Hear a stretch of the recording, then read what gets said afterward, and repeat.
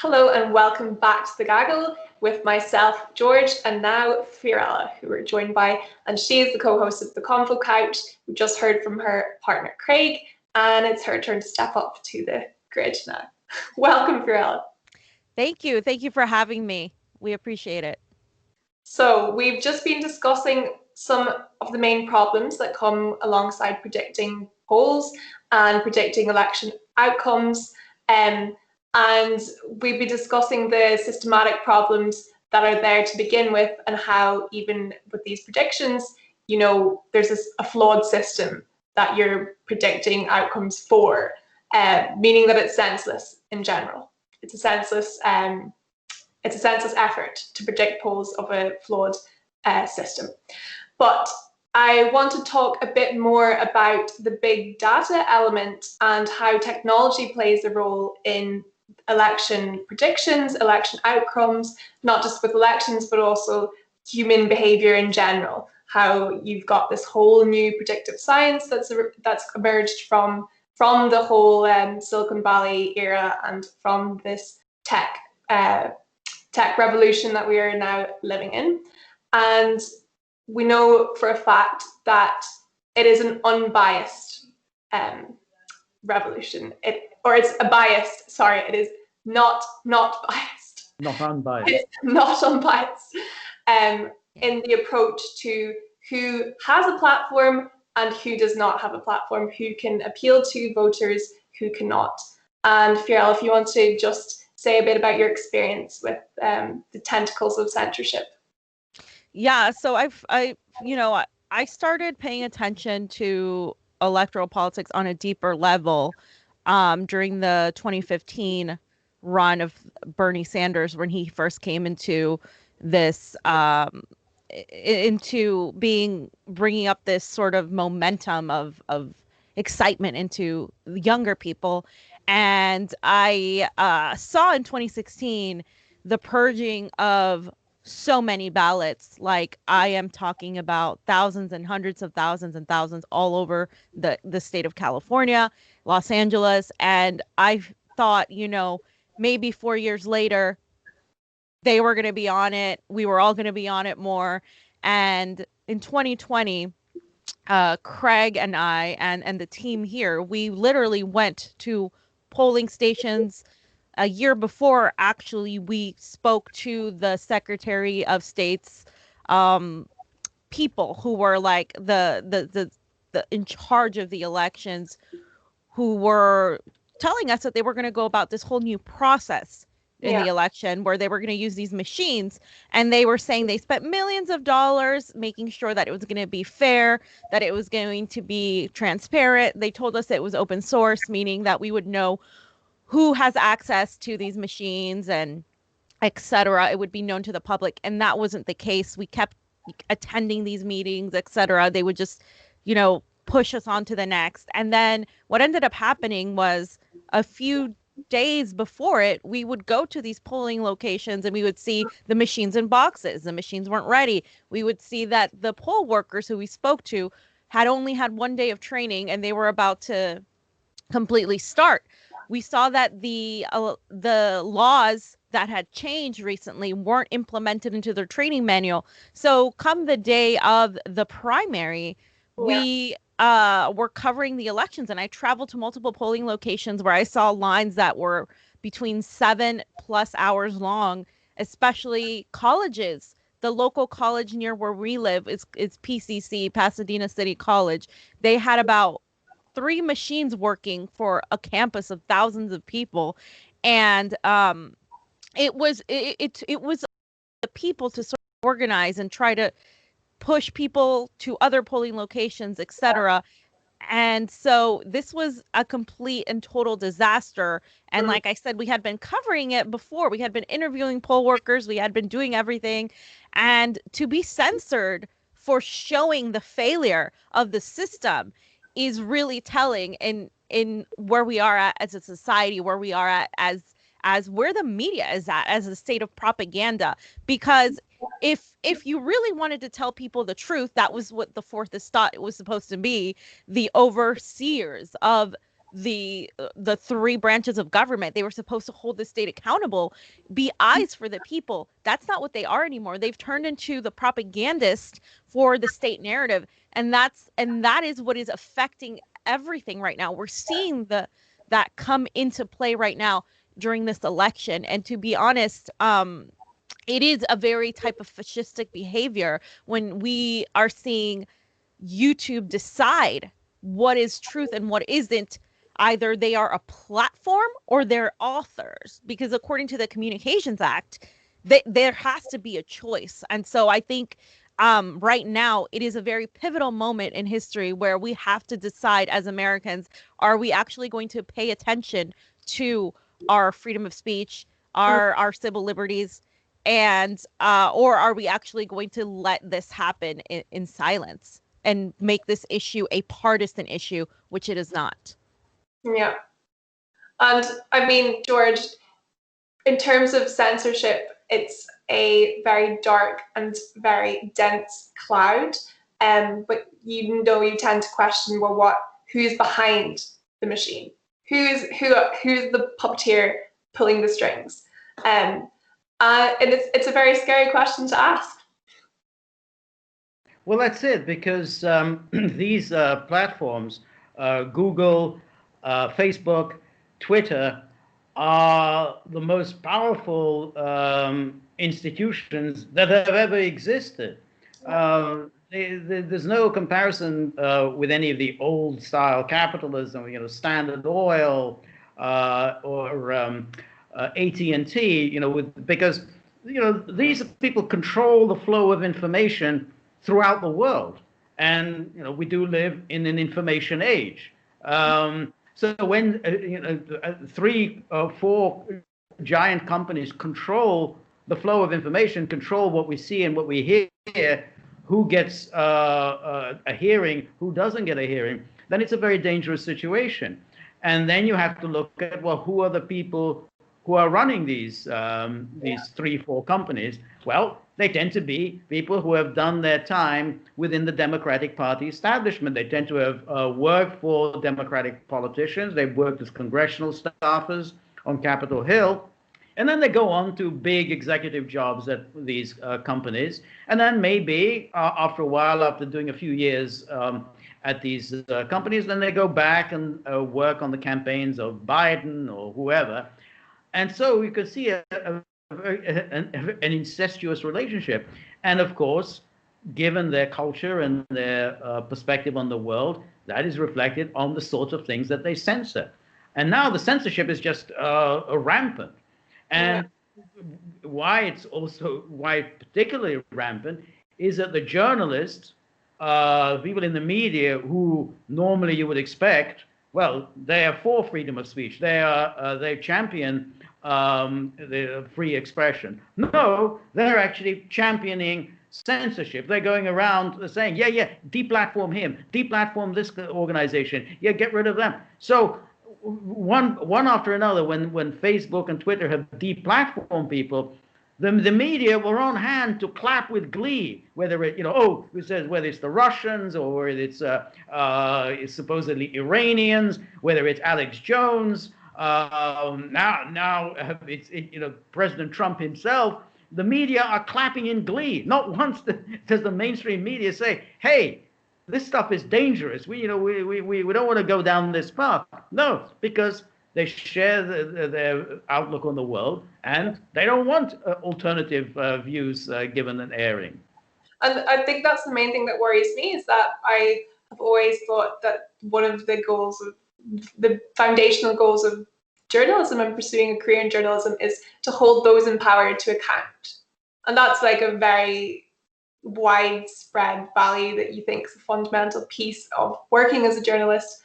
But if those in power don't give you a voice to hold them to account, who's holding them to account, Fiorella? Exactly. There's nobody holding them to account. I mean, incestuous relationship is exactly it. I mean, this is all being done. What happened the last 5 days since October 15th, when Twitter started removing any semblance of the New York Post story, regarding Hunter Biden and Burisma, which this channel here, we covered it like over a year, like almost a year and a half ago. And it's interesting to see that now that it's kind of like garnered some traction, they did everything they could to completely avoid any sort of accountability from Joe Biden, but also from the Democratic Party, because there were other Democrats involved in that story. Nancy Pelosi, John Kerry, Adam Schiff. We could go down the list here. And so they were completely trying to silence any story. And they used the idea that this was about conservatives versus Democrats, but it's not. That's the excuse. They're saying we are going to take down anything that's conspiracy theory, anything that is really not promoting any truth. But again, who decides what is true and what isn't? Somebody that used to work for the Biden campaign, Susan Wojcicki, who donated $50,000 to the Hillary Victory Fund in 2016. Who gets to decide that? And further, the fact that this isn't the first time.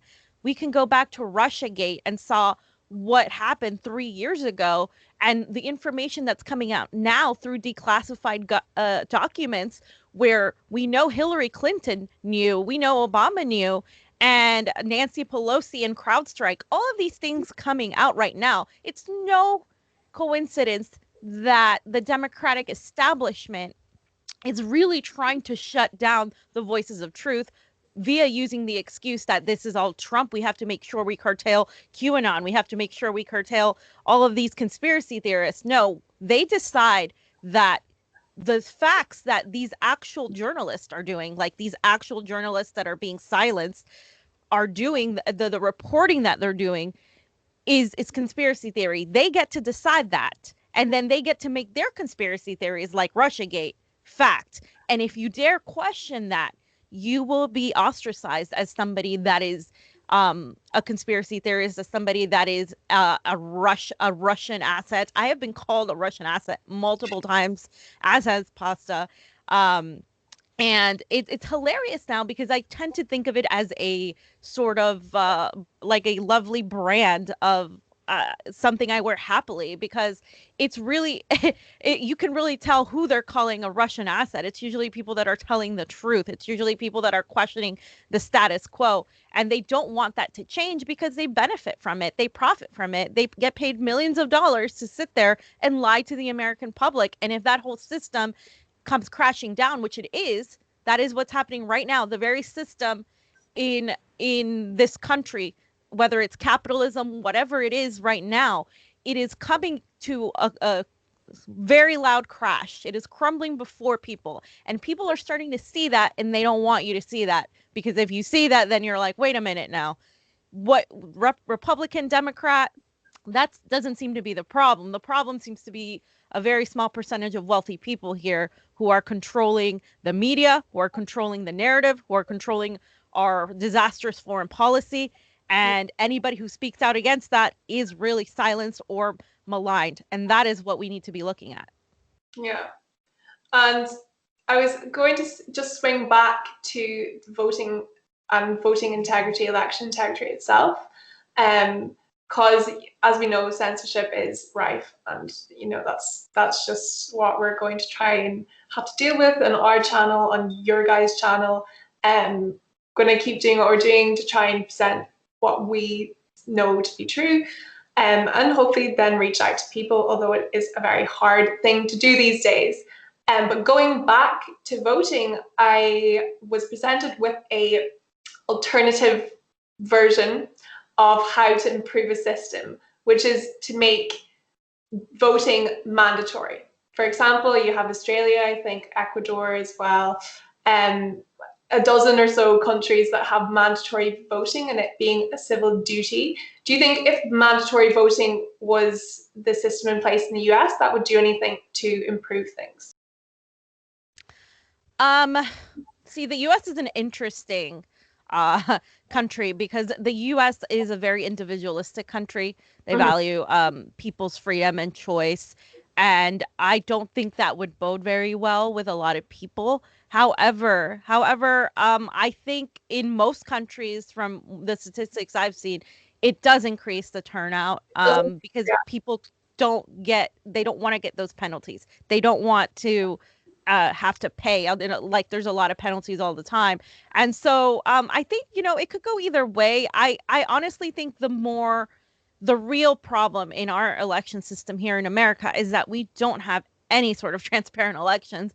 I mean, we talk about Russia interfering in our elections. We interfere in our elections all the time. I have seen ample proof of it.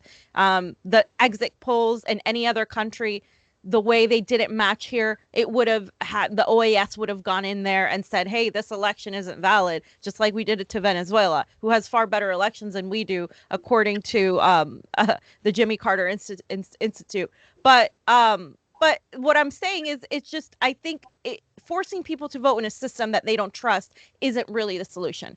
Yeah. I think we need to have trust in the system. And in order to have trust in that system, we need a whole revamping of our election system. Because right now what we're seeing is we're talking about ballot harvesting, and we're seeing that be pushed as, oh, that is only a right-wing narrative.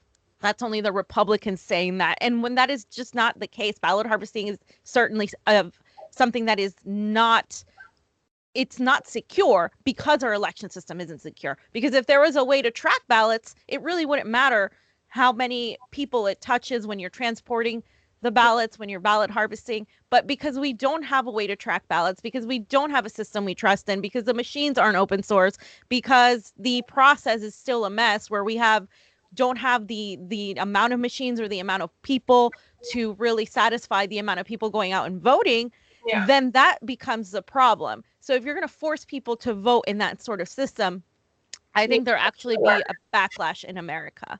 Yeah. Yeah. George, I don't know if you have an opinion on this one. Well, yeah, I mean, obviously, there hasn't been any updating of the electoral rolls in years. So there are people still listed, on the electoral rolls who have been long dead or who have moved away. And so, but any attempt to reform the system, any attempt to invest some money, let's update these electoral rolls to know who's entitled to vote, who isn't, is always resisted, the ferocious resistance.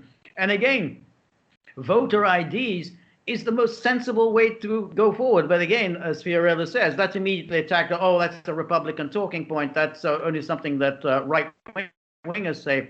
But it's common sense that if you go and vote, you have to show that you're entitled to vote. I mean, and therefore you got to present an ID. And it really is the case that in the United States, you pretty much can't get into any building anywhere in the United States without a photo ID. But the idea that somehow this is a horrific repressive act by terrible right-wing Republicans to ask people to present a photo ID before they vote is ridiculous. But that's the problem, that any sensible reforms is always immediately crushed by the democratic machine, who then starts screaming about, oh my God, our election system is insecure because of Russia. So all things that Americans can do to make their system secure, they don't want to do. So it's much easier than just to say, look at what Russia is doing, without actually ever providing any evidence of what Russia is actually supposed to be doing. Yeah. And I mean, of course, that's the crutch they always fall back on. But then in terms of reform, obviously we're talking about system reform then. But in terms of getting the system reform, what are the steps that how can you get reform, or who is going to be the bringer of reform to the system? Do you think it's just because people are so unaware of the problems within the system itself that we don't have, people on the streets calling for reform of the voting system and the electorate system in the US? Well, yeah, a lot of people are completely uninformed. Sorry, go ahead. No, I was just going to say briefly that I think in this case it's the Democrats who have been the most ferocious in their resistance, and I think that's there have been attempts to try to reform it, to update the electoral rolls around the country, to introduce voter ID laws. The Democrats oppose them with fury, and it's very hard to see how you can overcome that opposition. Yeah.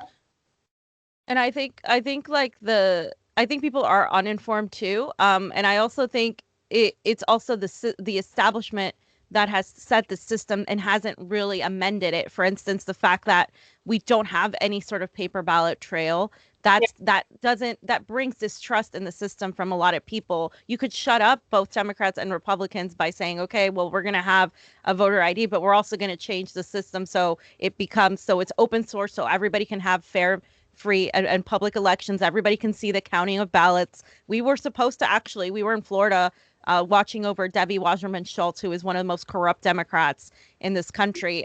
She was being challenged on the left by a progressive, and we were in there. We were supposed to go be able to see the counting of the ballots, and they didn't allow us. But by law, they were supposed to allow us.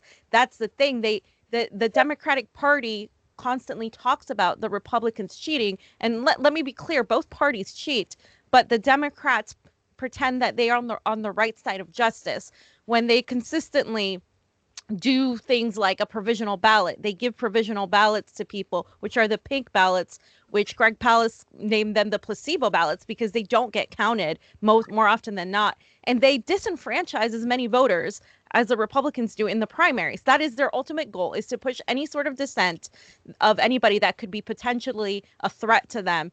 And then, then it goes on to the general. And so what we're seeing is that the system is broken. And how do we fix this system? Well, if we can't rely on the system to vote in people we actually want, then what is the approach? And I think the approach right now in this very moment has to be massive education. It has to be massive direct action, meaning people in their own communities have to start demanding things like open source, have to start demanding things like ranked choice voting, which I don't really see a problem with. In California, for instance, we have a jungle primary, which is why you have Nancy Pelosi here being challenged from the left by Shahid Buttar, who is a Democrat. He's running as a Democrat, but he's challenging her from the left because it's the top two. So two Democrats won, they get to go to the top. Ranked choice voting is similar in the fact that you get to rank your choices from top to bottom. And that allows for more of a plural type of democracy. And people are exploring it in states like Maine. It's starting to get some traction. I think at a national level, that would help quell a lot of the thoughts. And voter ID, I don't really have a problem with it. It is the fact that right now the system is already disenfranchising people. So it's kind of like, if we do implement that, then we also need to fix the structure as well. The Democrats and Republicans aren't willing to fix the structure of the whole election system itself either. So while the Democrats oppose the voter ID laws because it benefits them, at the same time, Republicans aren't necessarily jumping in on that. However, the only one push I've seen as far as solutions go were put out by Tulsi Gabbard, who is she's the kind of independent thinking Democrat who a lot of the people on the left don't like because she works bipartisanly, as you're supposed to do in Congress. She works with people she doesn't agree with on bills, and she had the Securing Our Elections Act, and she also had the most recent act regarding ballot harvesting, and she was vilified for it. But I mean, these are all good pieces of legislation that should be supported by the plurality of both Democrats and Republicans, and it's not happening. Only a couple of Republicans kind of co-sponsored with her and signed up for it. But it just seems like right now it's stuck in this whole, like, certain parts of it are you're a Democrat, certain parts of it you're a Republican, and it's so polarized on an issue that is completely nonpartisan, and it completely affects every single one of us, and we should want reform on this. Absolutely, 100%. Yeah. Well, Fiorella, thanks so much for your opinions, because we're now a bit running on in time, but I just want to end by saying that I think the partisanism and the polarization is one of the most intense and deeply rooted problems that I see when looking at the US, and bridging the gap to come to solutions that will help all people is something I think that should be a goal. But because there's so much hatred on either side, it seems impossible to have an open conversation where you're going to reach a conclusion that benefits everyone, because people can't bear to talk to other people from different camps. Yeah. But absolutely. Yeah. But thanks so much anyway, and I really hope that we'll have another session like this again with yourself, with Craig as well, and we'll put your links down in the comments so that people can go follow you. You do absolutely wonderful work, so please do check out their channel, the Convo Couch, and I hope to see you again soon, Fiorella. Thank you very much, Ciara. Thank you very much, both of you. Thank you.